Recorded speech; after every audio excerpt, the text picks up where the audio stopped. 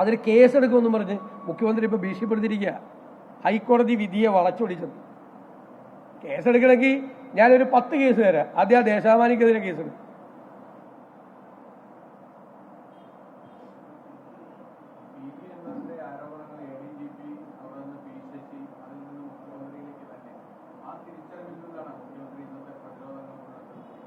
അല്ല, അദ്ദേഹം പാർട്ടിക്കുള്ളിൽ തനിക്കെതിരായി ഈ ഭരണകക്ഷി MLA മുന്നിൽ നിർത്തി ഒരു പോരാട്ടം ആരംഭിച്ചിരിക്കുന്നു എന്ന തിരിച്ചറിവാണ്.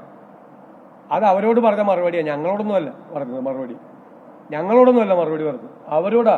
പാർട്ടിക്കകത്ത് അദ്ദേഹത്തെ ദുർബലപ്പെടുത്താൻ വേണ്ടിയിട്ട് നടക്കുന്ന മൂവ്മെന്റിനെതിരായിട്ടാണ് അദ്ദേഹം പറഞ്ഞത്.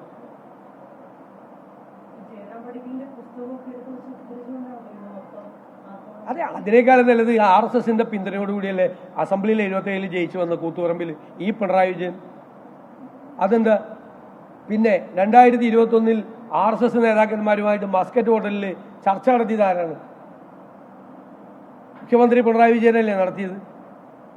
ഉദ്യോഗസ്ഥന്മാരെ ഏറ്റവും കൂടുതൽ കഴിഞ്ഞ DGP ഉപയോഗിച്ചിട്ടുണ്ടല്ലോ ഡൽഹിയിലെ സംഘപരിവാർ നേതാക്കളുമായിട്ട് സംസാരിക്കാൻ വേണ്ടിയിട്ട്.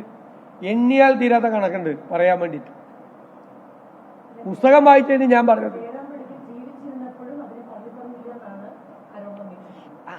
അതിനെന്താന്ന് ഞാൻ പറയട്ടെ. ബെർലിൻ കുഞ്ഞനൻ നായർ പറഞ്ഞ പുസ്തകത്തിൽ എന്തെല്ലാം കാര്യങ്ങൾ പറഞ്ഞിട്ടുണ്ട്.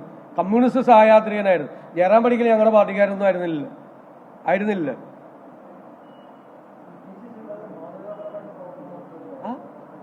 അദ്ദേഹം എല്ലാവർക്കുള്ള മറുപടിയാണ്.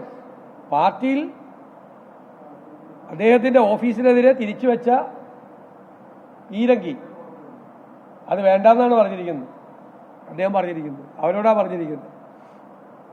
തൊടുവില്ലെന്ന് അവരെയൊക്കെ പൂർണ്ണമായി സംരക്ഷിക്കുമെന്നാണ് പറഞ്ഞിരിക്കുന്നത്.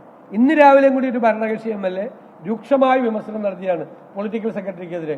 ആ സെക്രട്ടറിയെ പ്രൊട്ടക്ട് ചെയ്യും ഞാൻ ആര് പറഞ്ഞാലും എന്ന് പറഞ്ഞിട്ട് ഈ ഭരണകക്ഷി MLA തള്ളി പറഞ്ഞു.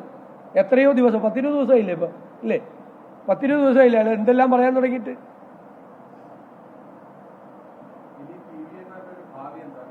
അത് ഞാനല്ലല്ലോ നിശ്ചയിക്കേണ്ടത്.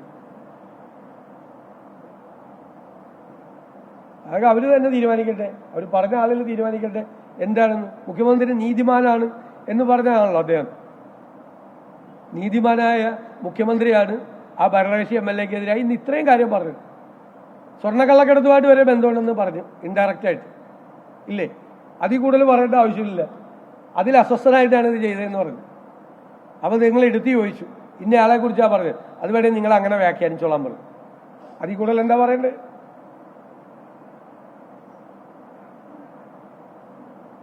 എനിക്ക് മുഖ്യമന്ത്രിയോട് ചോദിക്കാനുള്ളത് ഈ ഒന്നിനും കൊള്ളില്ലാത്ത കൊള്ളരുതാത്ത ഫോൺ ടാപ്പ് ചെയ്യുന്ന സ്വർണ്ണക്കള്ളക്കടത്തുമായിട്ട് ബന്ധമുള്ള പഴയ കോൺഗ്രസ് കൾച്ചർ ഇപ്പോൾ ഉള്ള ഒരാളെ ഉപയോഗിച്ചല്ലേ മുഖ്യമന്ത്രി കേരളത്തിലെ പ്രതിപക്ഷ നേതാവിനെതിരായിട്ട് അഴിമതി ആരോപണം ഉന്നയിച്ചത്. മറ്റേ 150 കോടി മുഖ്യമന്ത്രിയുടെ അറിവില്ലാതെ ഇയാളൊന്നും ഉന്നയിക്കില്ലല്ലോ. അപ്പൊ ഇയാളെ ഉപയോഗിച്ചിട്ടുണ്ട് മുഖ്യമന്ത്രി.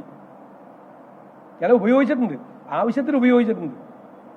ഇയാളല്ലാതെ വേറെ ആരെങ്കിലും ആ മുന്നണിയിൽപ്പെട്ട ആരെങ്കിലും പറയോ ഇതുപോലത്തെ വർത്തമാനം? അപ്പൊ അയാൾ ഉപയോഗിച്ചു, അതിന് പറയാൻ പറ്റിയ ആളെ ഉപയോഗിച്ച്. അപ്പൊ പുള്ളിക്കറിയാം ശശി ഉപയോഗിക്കേണ്ട സ്ഥലം അറിയാം, അജിത് കുമാറിനെ ഉപയോഗിക്കേണ്ട സ്ഥലം അറിയാം, ഈ ആളെ ഉപയോഗിക്കേണ്ട സ്ഥലമൊക്കെ കൃത്യമായിട്ട് അറിയാം എവിടെ ഉപയോഗിക്കണമെന്ന്.